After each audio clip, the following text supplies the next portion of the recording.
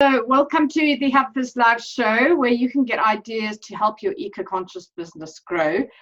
For those of you tuning in, please say hi and post your questions in the comments. The show is only 10 minutes. If we have time to answer them live, we will. Otherwise, both Marc and I will jump on after the show and respond to them. So today I'm joined by Marc Reading from Talking Stick Global, talking about community, compassion and conservation in business. So welcome, Marc. Nice to have you on the show. Thanks, Karen. Good to see you. Old friends from many years. It's great to meet up again. Yeah, no, we have. I was working it out. I think it's about 15 years or so since we've known each other. Yeah, I think so. Probably, yeah. If not a bit, well, not sadly, happily a bit longer, I would guess by now. Yeah. So Talking Stick Global is a family business. It's a multifaceted tourism marketing agency, and you guys represent a selection of the best kind of luxury experiential tourism products across the world. And so I wanted to sort of give this a bit of a eco-focus, but also how your business has adapted during the COVID times. And one of the philosophies that you live by is your 3 C's. That's your kind of travel industry philosophy, which is obviously compassion, community, and conservation. So do you think this is really apt for business now? Karen, I think it can be adapted to any business. I think, with what's happened with the COVID virus, we're certainly showing a lot of compassion. We're helping each other a lot more. You're doing things like the HubFizz Show to share your ideas. We're trying to conserve all sorts of things. We're trying to conserve resources. We're trying to conserve our businesses, and we're definitely reaching out to our communities. One thing that I've realized with the 3 C's philosophy, which I've had in the back of my mind for many years, is that the community that we live and work in is vitally important for any business. And when you lose global markets, you can go back to your community and your community will assist you. Definitely. So, and what are some of the ways that you've adapted your business to work in the current times? I mean, we were talking a little bit before the show started about sort of sustainability, but you were mentioning more. What about regeneration? Is it something you can? Yeah, I think how we've adapted our business, obviously, we're a traditional sales and marketing business, and as sales and marketing people, we've spent a lot of our time and years with face-to-face contacts and going into people's offices and doing trade shows and travel shows, and that clearly was going to change. And we knew at the end of last year that was going to change, and change for the better. So we took a decision as a family to work more in the digital environment. And not utilize or travel as much, to change our carbon footprint. And we were spending a lot of time, wasted time. We'd go up to London for a meeting and come back for a day, and then go up to London for another meeting. So we started moving into the digital sphere.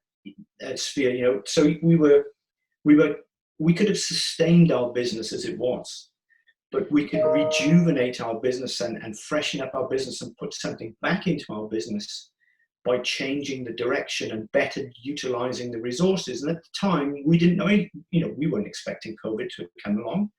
In a way, it's kind of helped us out a little bit because those platforms have become more acceptable now.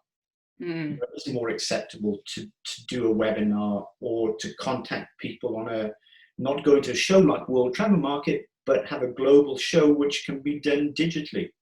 Right, okay, yeah. And it's rejuvenation of our business has taken those sort of steps forward to look at the way we do things better. Yeah, definitely. I think for me as well, I used to get people on a Zoom call and they were like, what's Zoom? How do I use it? So, yeah. Whereas now everyone is so used to it, you can send them a link, they hop on, you don't have to explain what it is or anything. And I think, like you were saying, it's moved away from sort of going and doing all of these calls and meetings and everything in person. You can do a lot online, but do you think that's working as well as if you were doing some of the shows in person? What are some of the struggles you're having? It does work, but there is a caveat to that. We're human beings. We're sociable we're sociable creatures. We need each other. We need physical contact with each other. So yes, that's going to work. But the second area that we were going to do was, instead of doing lots of small sales calls, was to have quarterly link-ups with our clients on a social basis. You know, we can do the training and things online, and we can do all the other things online, but we need that social contact. So yes, it has worked, but we're definitely getting Zoomed out and webinared out. Yeah. And we need to see people. We want to see people. You know, I want to give you a hug and share a drink with you. And it's nice having an online drink or a virtual drink, but it's not the same. So I think the mix of the two is certainly the way to go forward. And trade shows, yes, they'll always be there, but they might change in the way that they're formatted. They won't be such hard sells. They might be more sociable meeting events. Right. Okay. Yeah. Good. And one of the things, I mean, I know obviously the tourism industry has been, you know, really badly affected by COVID. People are still a bit scared of traveling and that. And I know you took part in a recent initiative called Ride for Rangers. Yes. To basically help raise money for the Rangers in Africa. Can you tell us just a little bit about that? Okay, so Ride for Rangers was put together by the UK travel trade. One of the things that happen when tourism falls apart is that a lot of African governments rely on funding from National Parks Board fees levied on lodges, etc., to fund their conservation and rangers efforts and their anti-poaching efforts. That's backed up to a great extent with charitable donations. And one of the things that we discovered that when the COVID thing started happening, the first thing people did was stop charitable donations. So you kind of had this perfect storm scenario where the people that needed the money on the front line were getting no money. And as we said earlier, it starts a domino effect. People don't go to the lodge, unemployment comes, conservation takes a back seat, poaching takes a front seat, and that clearly had to stop. So we needed to raise some funds. So Ride for Rangers came into being. The idea was that we'd ride around 30,000 kilometers, which is the circumference of the UK, and raise money. Anyone could join in. There's a great website. We as a business decided to take part in part of Le Jog, which is the Land's End to John O'Groats. When the guys came through, we cycled with them for our 10 kilometers.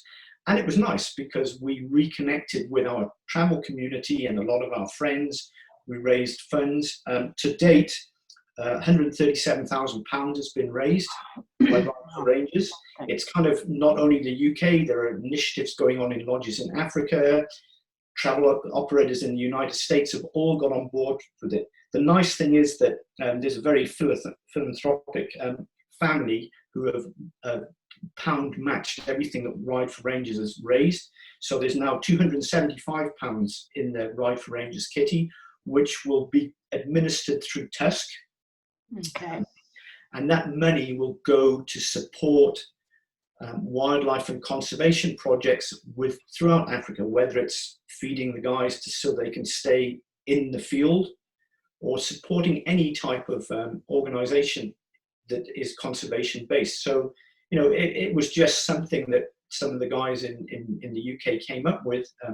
I wasn't one of them. I just sort of hooked into it to raise money because we needed that sustainability. You know, if there are no animals, well, no one's going to go on holiday. That's why exactly. It's not going if there's no community, you're not going to go there. So it's a fantastic,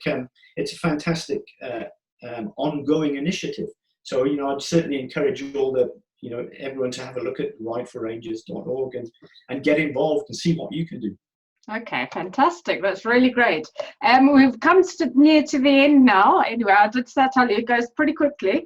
But where can we find you? I think you're on Facebook, Instagram, Twitter, LinkedIn.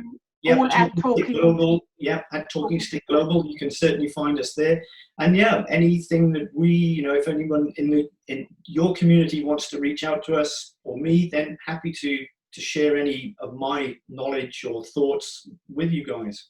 Fantastic. Yeah, well, hopefully we can get you back on the show again later in the year or early next year and just see how things have progressed and what new ways you've come up of adapting to the current times. So really good to have you on here. Thanks so much for your time. Thanks, Karen. Marc. Always good to chat to you. Look after yourself and stay safe, as they say. Yes.